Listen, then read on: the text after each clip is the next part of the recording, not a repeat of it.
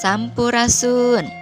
Wilujeng enjing sadayana patepang deui sareng ibu dina pangajaran bahasa Sunda. Dinten ieu urang bade diajar ngeunaan kaulinan tradisional Sunda. Muji syukur ka Gusti Nu Maha Asih yen di tatar Sunda teh beunghar ku rupa-rupa kaulinan barudak jeung rupa-rupa kagiatan olahraga. Contona boy-boyan, jajangkungan, oray-orayan, cingciripit, ucing sumput, paciwit-ciwit lutung, galah,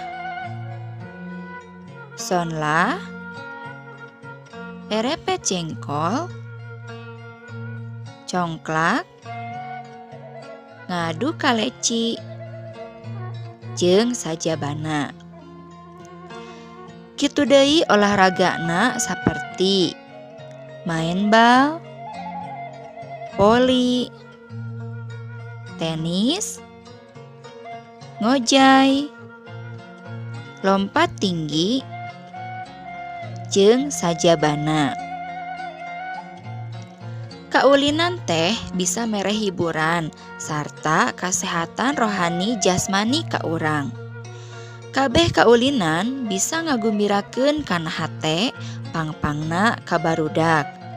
Bisa lulumpatan, bisa gogorowokan, bisa ngalatih pikiran, bisa ngalatih kamaheran, ngalatih ngitung jeung sajabana.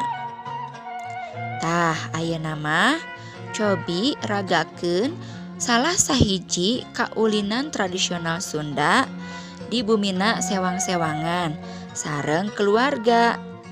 Mung sakitu pangajaran bahasa Sunda dinten ieu. Wilujeng diajar.